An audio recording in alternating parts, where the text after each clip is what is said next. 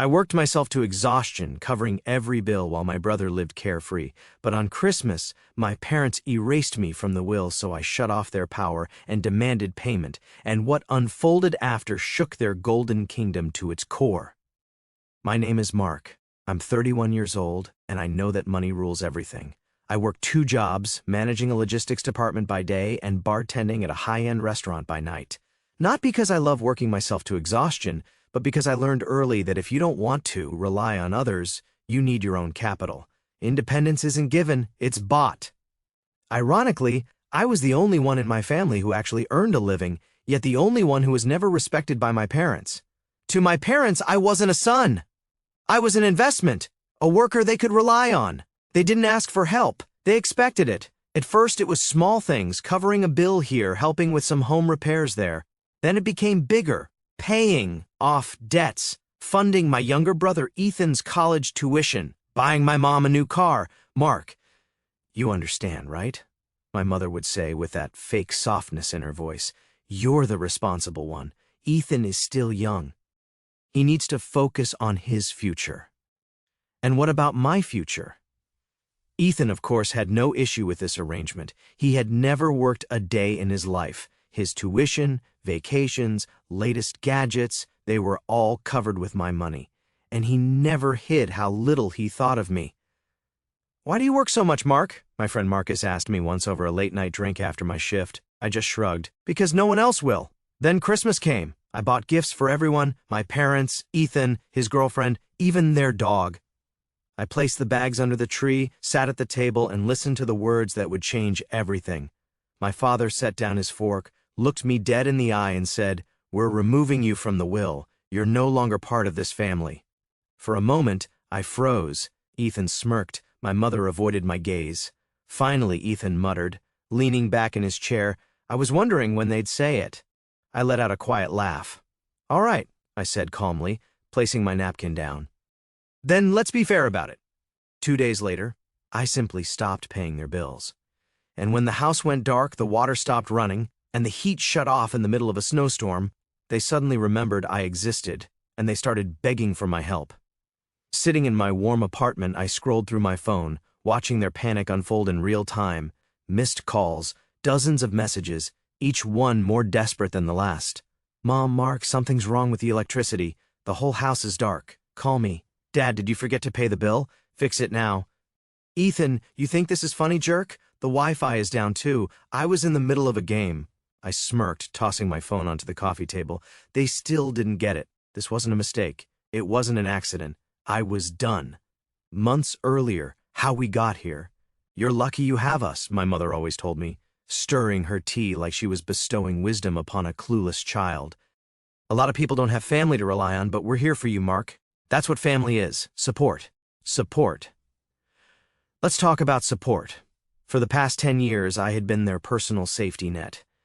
Every late bill, every emergency expense, every ridiculous demand, I was their answer to everything. When Ethan failed a class and had to pay for extra courses, guess who covered it? When my dad's car broke down and he didn't want to touch his savings, who pulled out their wallet? When my mom wanted to remodel the kitchen because it looked outdated, who took care of it? I never asked for a dime in return. I never asked for thanks either. But you know what? Maybe I should have. Because the one time I hesitated, the one time I didn't immediately cave, they turned on me like wolves.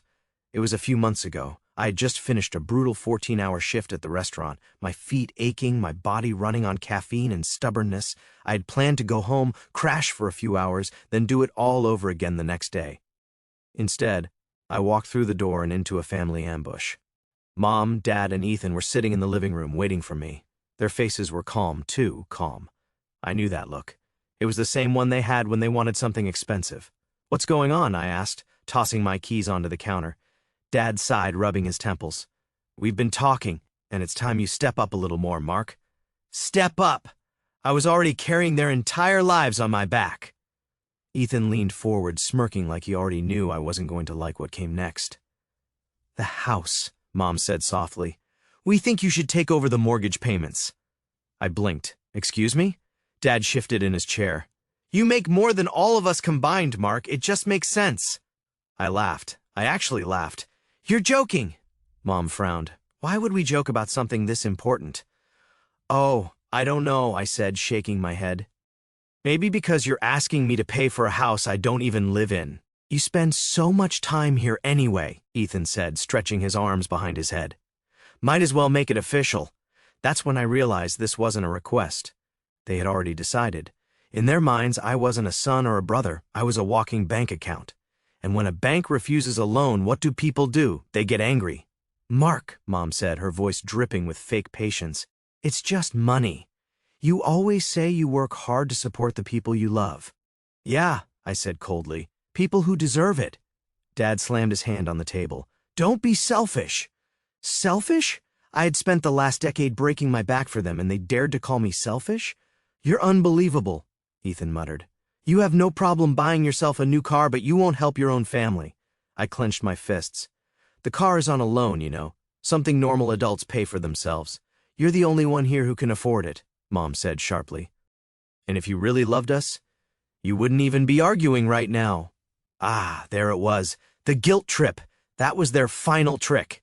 And the sad part, it used to work. But not anymore. I exhaled slowly, picking up my keys. No. Mom blinked. What? No, I repeated, turning toward the door. I'm not paying for the house. I'm not paying for Ethan's life. And I'm definitely not going to sit here and be insulted for not doing enough when I've already done more than anyone else ever would. Ethan scoffed. Yeah, and what are you going to do about it? Just walk away? I smiled. Just watch me. Back to the present. Reality hits hard. 2 days after I cut the utilities, the real panic began. Mom called me 12 times in one day. Dad left a voicemail, his voice laced with poorly hidden anger. This isn't funny, Mark. You made your point. Now turn everything back on. Ethan, of course, sent the most entitled message of them all. Ethan, you're such a child. You think we can't survive? Without you? We'll be fine. Enjoy your pathetic life. I rolled my eyes. Oh, I was enjoying it, especially when less than 24 hours later another message came through. Mom, Mark, we're so sorry about Christmas. Please, can we talk? Dad, your mother isn't feeling well. The cold is too much for her. Can't you just be reasonable? Ethan, dude, the pipes are freezing. Come on, man, this is serious. I smirked. Oh, now it was serious. They had spent years treating me like a second-class family member. They had cut me out of the will, laughed in my face, and told me I wasn't part of their world anymore. And yet, here they were, crawling back. I leaned back in my chair, sipping my coffee, before finally typing a response. Me. I thought I wasn't part of the family anymore. 3 dots appeared. Someone was typing. Then they stopped. Then started again. I chuckled, tossing my phone aside. Let them freeze. For the first time in my life, I had silence. No calls demanding money. No last-minute emergencies that somehow always became my problem. No guilt trips disguised as family dinners. Just peace. I woke up, stretched, and made myself breakfast without rushing out the door to put out someone else's fire. The world felt different, lighter. Then the knocking started, loud, desperate. I sighed, already knowing who it was. When I opened the door, there they stood, Mom wrapped in layers of coats, her lips blue from the cold, Dad, his face tight with frustration, and Ethan, shivering, his entitled smirk finally gone. For the first time in years, he actually looked nervous. I crossed my arms. To what do I owe the pleasure? Mark, Mom started, her voice shaking, not from emotion but from the lack of heating. This has gone on long enough. You made your point. I raised an eyebrow. Have I? Dad took a deep breath, like he was preparing for a battle he didn't want to fight. Come on, son, your mother isn't feeling well. The house is like an icebox. I leaned against the doorframe, pretending to think. Huh, that's rough. Ethan snapped. This isn't funny, Mark. His voice cracked, from frustration or maybe from spending the last 3 nights freezing his ass off. You're acting like a crazy person. Who turns off their own family's power? I laughed. Oh, so now I'm part of the family again? Mom's face twisted. Mark. No, really, I said, tilting my head. Because last time we spoke, you were kicking me out of the will. Said I wasn't one of you anymore. Dad exhaled sharply, rubbing his forehead. Mark, let's be reasonable here. Reasonable. They always pulled that word out when they wanted something. I stepped aside, gesturing toward the warm apartment behind me. You must be freezing. Come in. They hesitated for only a second before practically running inside. Ethan's hands shook as he grabbed a mug from my kitchen counter. He didn't even care what was inside, he just wanted something hot. Mom unwrapped her scarves, sighing with relief as the heat from my apartment thawed her out. Dad leaned against the wall, rubbing his hands together. They were pathetic. All that arrogance, all that superiority, all those years of treating me like an ATM, and now they were reduced to beggars. I sat down on the couch, watching them. So, what's the plan? Mom blinked. Plan? I shrugged. You came all this way, surely you have a plan. Ethan glared. Just turn the power back on, Mark. I smiled. There it was. No apology, no acknowledgement of what they had done, just another demand. Nah, I said, stretching my legs. Ethan slammed his mug down. You're such a selfish person. Watch it! My voice dropped into dangerous territory. He shut up fast. Dad cleared his throat. Mark, we're family. I let out a slow breath. Right. Family. The word tasted bitter in my mouth. Let's talk about family, I said, sitting up. Where was that family spirit when you decided I wasn't worth being in your will? Mom's lips pressed together. Where was it? I continued. When you called me selfish for not paying for a house I don't even live in. Ethan groaned, rubbing his face. Jesus, Mark, are you going to cry about that forever? My jaw clenched. This wasn't regret. This wasn't guilt. This was annoyance. They weren't sorry for what they had done. They were just mad that it backfired. Mom sat up straighter, folding her hands in her lap. Mark, let's make a deal. I almost laughed. A deal? I gestured for her to continue. Go on. You turn the utilities back on, she said carefully, and in return, we forget about this little tantrum. I stared at her. Then I laughed. Hard. Dad frowned. What's so funny? I wiped the tear from my eye. You really think I'm the one having a tantrum? Ethan scoffed. You're acting like a lunatic over a will, Mark. I exhaled slowly. They still didn't get it. All right, I said, standing up. You want to make a deal? Fine. They perked up. I'll turn the utilities back on, I said, walking to the door, for $10,000 up front. Silence. Ethan's mouth dropped open. What? Mom looked horrified. Mark, we don't have that kind of money. Dad's face turned red. Are you out of your mind? I grinned. No, just finally playing by your rules, because to them, everything had always been a transaction. They used me. They demanded things. They acted like I owed them everything. Now, I was the one setting the price. Consider it rent, I said, since I basically funded that house for the past decade.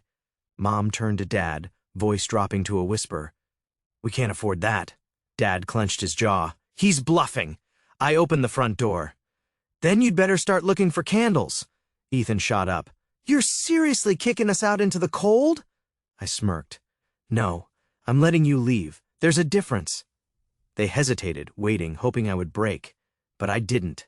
I just stood there, arms crossed, watching as the reality sank in. I was done. Finally, Dad stood up. He didn't look at me as he walked past, just muttered, Let's go. Mom hesitated, her eyes searching mine, looking for something, the old Mark, the one who would cave. She didn't find him. With a heavy sigh, she pulled her coat tighter around her and followed Dad out. Ethan was the last to leave. He paused at the door, his jaw tight. You really doing this? He asked. I looked him dead in the eye. I already did. He scoffed. You're going to regret this. I grinned. I doubt it. And with that, I shut the door, hard. I waited until I heard their car pull out of the driveway before exhaling. My hands were steady. For the first time in my life, I had won. Wow, it felt good. The silence in my apartment wasn't just peaceful, it was powerful. For the first time in years, I wasn't bracing for a call about an urgent expense. My money was mine. My time was mine. And my family? They were on their own. The first week without me... At first, they tried to act like nothing had changed. Ethan posted some fake motivational nonsense on Instagram. People come and go, but real family stays together. No time for fake ones. Oh, that was cute. Mom tried guilt-tripping me through text messages. Mom, Mark, I know you're upset, but don't let pride ruin our family. Call me. Mom, your father is worried about you. We all are. Please come over so we can talk. Talk about what? The fact that they treated me like disposable income? The fact that they only cared now because their free ride was over? I ignored the messages. Then, day 5 hit, and the mask started slipping. The collapse begins. It started with a call from our nosy Aunt Linda. Mark, she sighed dramatically. I heard what happened. You can't be serious about this. I'm very serious, I said, leaning back in my chair. Your mother is miserable, she continued. Your father is furious. And Ethan... I smirked. Let me guess, Ethan is struggling. Aunt Linda hesitated. Well, yes. The house is cold. The bills are stacking up. Your parents can't just fix this overnight. Not my problem, I said easily. She gasped, like I had just slapped her. Mark, that's your family. No, Aunt Linda, I said, grinning as I finally said it out loud. I was their financial plan, and now they need a new one. I hung up. The next day, I got a call from Ethan. I almost didn't pick up, but curiosity got the better of me. What? I answered flatly. You happy now? He snapped. The house is falling apart, Dad's losing his mind, and Mom won't stop crying. You win, okay? Just come back and fix this. I snorted. Fix it with what, Ethan? My money? You don't even need it. He yelled. You make more than all of us. It's not like you're struggling. I let out a slow breath. So let me get this straight. The problem isn't that you used me for years, it's that I finally stopped letting it happen. Ethan fell silent. Then, in a lower voice, he muttered, You're really doing this. I already did, I said, smiling. And I'm never going back. Click! I blocked his number. The moment it all sank in, 1 week after cutting them off, I got a final text from my mother. Mom, Mark, I don't know what to say anymore. We never thought you would do something like this to us, but I hope you can live with yourself knowing you abandoned your family in their time of need. I stared at the message for a long time, then I typed out the last thing I would ever say to her. Me, I didn't abandon you. You abandoned me the moment you decided I was only worth keeping if I paid for everything. Now you get to live with that choice. Take care. I hit send, and for the first time in my life, I felt free. The life they never wanted me to have. I started living for myself. I upgraded my apartment. I booked a vacation, my first one in years. I actually enjoyed my money instead of watching it disappear into someone else's pockets. And guess what? The world didn't end. They survived without me. Turns out, when people actually have to figure out their own problems, they do. I heard through a mutual friend that Ethan had finally started looking for a job. Mom and Dad downsized to a smaller house. Their lives adjusted just like I always knew they could. They just didn't want to. Not as long as I was there to make it easy. The last attempt at manipulation. Months passed. I didn't hear from them. I didn't miss them. Then one day, I got an email. Subject, from Dad. I rolled my eyes but opened it. Mark, I don't know if you care, but your mother's birthday is coming up. She would love to see you. Maybe we can put all this behind us. I chuckled. Put this behind us. That was rich. I typed out a reply. Dad, I appreciate the invitation, but the last time I saw you, I wasn't part of the family anymore, and honestly, I like it that way. Tell Mom I said happy birthday. Send. And just like that, I closed the last door they had left open. I wasn't their ATM. I wasn't their backup plan. I wasn't their family. And I never would be again. Months passed. No more desperate calls, no more guilt-tripping messages, no more fake invitations to talk. They had finally accepted it. I was gone. And I had never been happier. For the first time in my life, I was living for myself, not as their backup plan, not as their ATM, not as their safety net. Just me. And then, out of nowhere, my father showed up at my door. The last visit. It was a quiet evening. I had just finished dinner, sitting in my apartment with a glass of whiskey, enjoying the peace, when bam, bam, bam. I sighed, already knowing who it was before I even opened the door, and sure enough, there he was. My father. Standing in my hallway like a man who had run out of options. His face looked older, the arrogance washed away by stress. He had lost weight. His coat looked a little worn. He wasn't here to threaten me. He was here because he needed something. I leaned against the doorframe. What do you want? He exhaled, rubbing his temple. Mark, just hear me out. I tilted my head. You're standing at my door. I think that means I win, don't you? He clenched his jaw but didn't argue.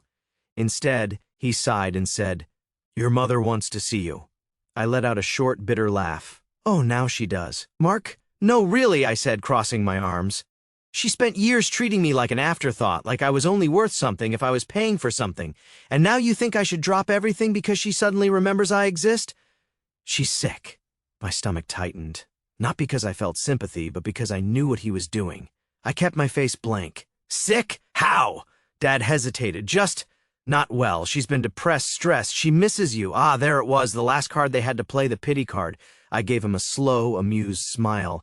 Let me get this straight. You cut me out of the will, told me I wasn't part of the family, laughed in my face when I finally stood up for myself. And now that you're struggling, I'm supposed to feel bad? She's still your mother, he snapped. And I was still your son, I shot back. Didn't seem to mean much back then. He looked away, exhaling through his nose. He knew I was right. I leaned in slightly. Why are you really here, Dad? What is it that you're too proud to say?